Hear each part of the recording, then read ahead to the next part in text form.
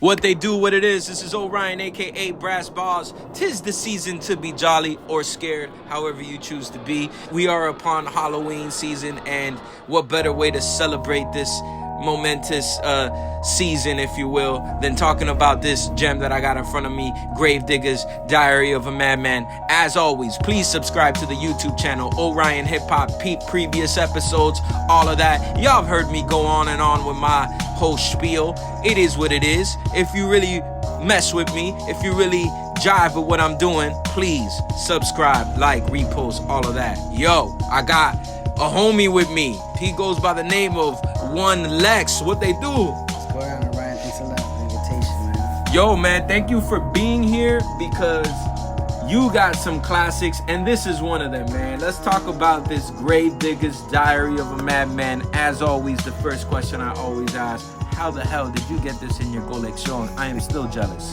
I have to say, this is probably something that I took from someone in a friendly form, of course. I saw Gravediggaz and I'm like, yo, you're not doing nothing with that, so let me take it. And yeah, you know, I could see that happening because the singles, people just like that, like, yeah, whatever, man, it's just a single, you know what I mean? You could take it. Like, a lot of people gave me singles thinking they were garbage. Today, I think they're the most sought after, unbeknownst to a lot of people. I think the singles is where it's at. It's the last, it's like what Indiana Jones would search for if he's digging, you feel me? Gravediggaz as a group, this was made up of Prince Paul as the main producer, RZA, Fruquan, Grim Reaper, aka Too Poetic. They each had their own aliases that fed into the Gravediggaz realm of theme and everything, and they're kind of pretty much acknowledged as the birth of horrorcore hip-hop, although be it that was not their initial goal. You know, I've peeped interviews with Prince Paul, RZA, and everybody talking about it, and that was not their initial goal, but the music just kind of had that vibe of a horrorcore theme. It was very dark, and this track is one of them dark tracks, bro. Like, what's your memories of this song and everything, hearing it or whatnot? Well, I think that RZA, you know, bringing out Wu-Tang was an entire world to our hip-hop. It was an entire change. So when Gravediggaz came out, of course you wanted to know, what is this about? What is RZA bringing out now? So I think that it just caught my attention, and I had to listen to what was going on, and it was, like you say, it was just a whole new world of them. They all have different worlds that none of us know about, so they introduced us to it. That's a very good point, because I remember the only reason I heard about Gravediggaz to begin with was because RZA was in the group, and it was like, I remember being such a heavy Wu-Tang fan, and somebody telling me like, yeah, actually I know exactly who told me. My dog Michael Gonzalez in high school was just like, yo, I got the Gravediggaz album. You know, RZA's in this other group called Gravediggaz. I was just like, word? And I had no idea at the time how intermingled the two projects were, meaning Enter the 36 Chambers and Gravediggaz 6 Feet Deep. Those two projects came out pretty much around the same time.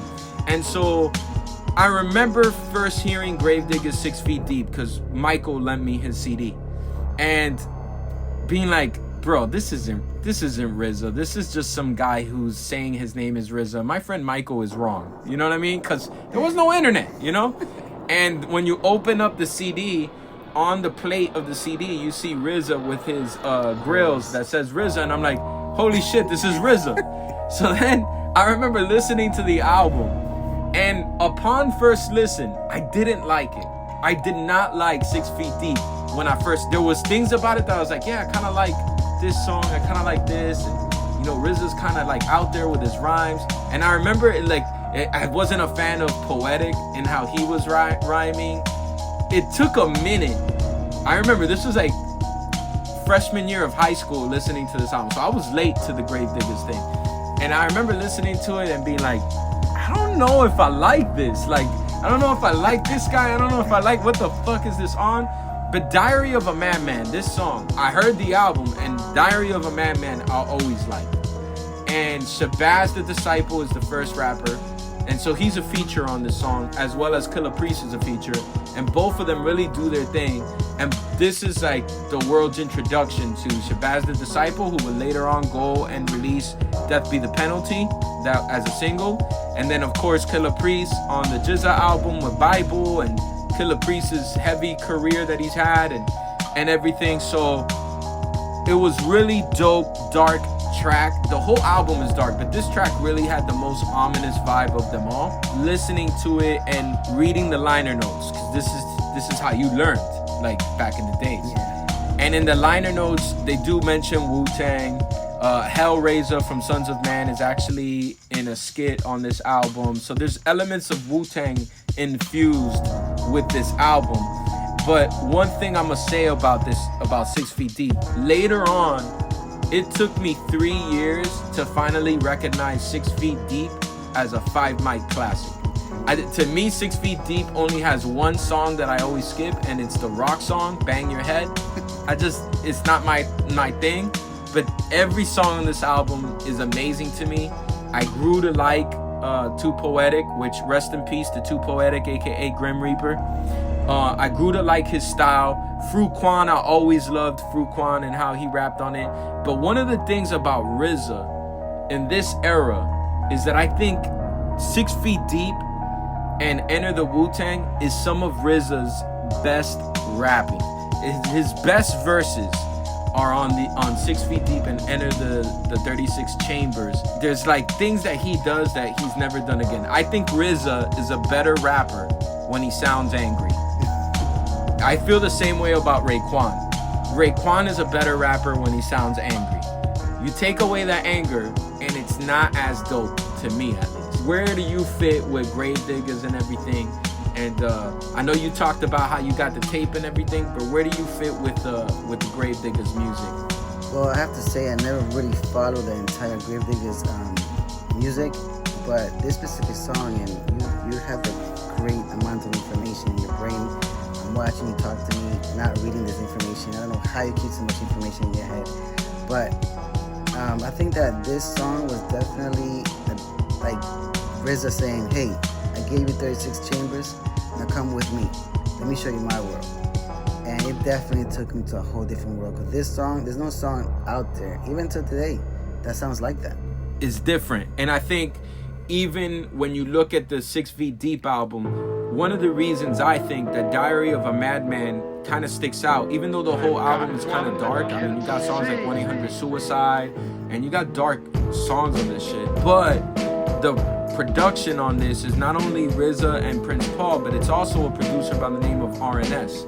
RNS is a producer from Shaolin, Staten Island, and he actually predated RZA just by a little bit. He was the producer for Shyheim. He was a producer for UMCs. Another MC from that area was King Just.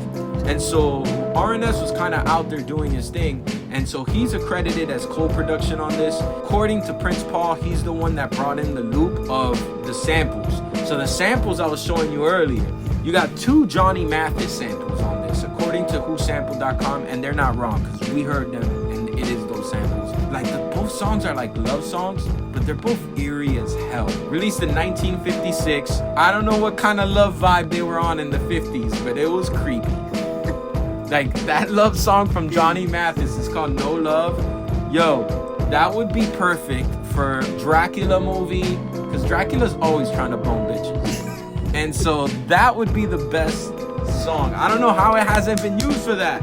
I want to make sure I also point out that this song was sampled on the Method Man to Cow album, the song What the Blood Clot. RZA samples himself when he says, "For 400 years." Thought I'd let y'all know about that little Easter egg. When I've listened to hip-hop beats that maybe they sound dark or whatever, and then I hear the original, like for instance, Mobb Deep. Hell on Earth has a song called Extortion featuring Method Man. And in that song, Havoc samples Jackson 5.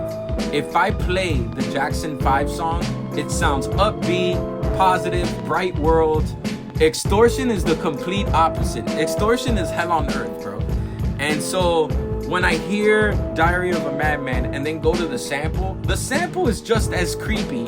The original song is what I'm trying to get at, is just as creepy as this song. Obviously, the original song, the lyrics don't get as dark as they do in this song. You know what I mean, for the sample to come from a song called No Love, and meanwhile RZA's talking about sawing his eyelids open, it's a big jump. It's a big jump. Big jump. 6 Feet Deep, an incredible album as I mentioned before. And let's talk about the B-side to this tape. The B-side to this tape is a song called Constant Elevation, which, bro, when I first heard 6 Feet Deep, I would straight skip Constant Elevation. But then, like 3 years later, I'm like, yo, I love this song too. I love all of the songs. But Constant Elevation is basically an acronym for peace. So positive energy activates constant elevation. I thought that was genius that the brothers did. All of them dropped fucking crazy verses. But RZA's verse on Constant Elevation, it is bananas. Because he starts off with this crazy laugh that sounds like some schizophrenic patient losing his mind / Looney Tunes character. And you never heard RZA rap like this on any Wu-Tang projects ever again. And so that's one of the things that sticks out to me about Constant Elevation. Prince Paul is accredited as the sole producer for Constant Elevation. I showed you the sample, which came from a jazz record. I'm not gonna sample snitch all the way here. I'll let whosample.com sample snitch. But pretty incredible, and pretty incredible loop that was like pretty much at the end of the song. So that was nice. Where do you stand with this era of Wu-Tang? This is like 1994, 1995 era. I feel that, I think that while you hear a lot of RZA props, I don't think that you'll always find more time, more space to do even more props. Because RZA truly brought an entire world, changed the music. Well, every rapper, there's always an influence to a new rapper, right? Somebody else, right? But I mean, Wu-Tang may have been influenced by others, which is great. But it was an entire change to that time, and RZA just wouldn't stop because I mean they were bringing all 36 chambers. Yeah, for sure. One of the albums that is accredited as a Wu affiliate, Wu fam type of album. I think it's the best Wu-Tang affiliate. Maybe I'll do a deep dive top 5 best Wu-Tang affiliate albums.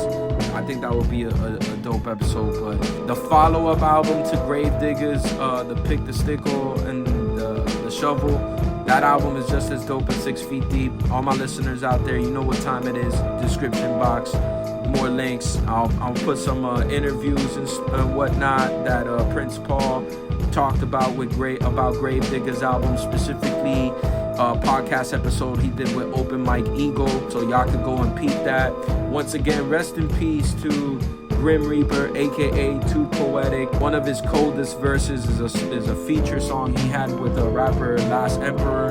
It's a song called One Life, and what he says on that song, the way he raps, that's one of the things that made me a bigger Poetic fan, and I think it's worth checking out. Gone Too Soon for sure. Yo, where could they find you online? Drop some clues on where they can tap in with you, Lex. Alright, well on Instagram you can find me at One Lex Only. Thanks Ryan for having me. I'm here just to support the great music that we all grew up with and is still living forever. And let's stay deeply rooted. Let's not forget where hip hop came. Alright?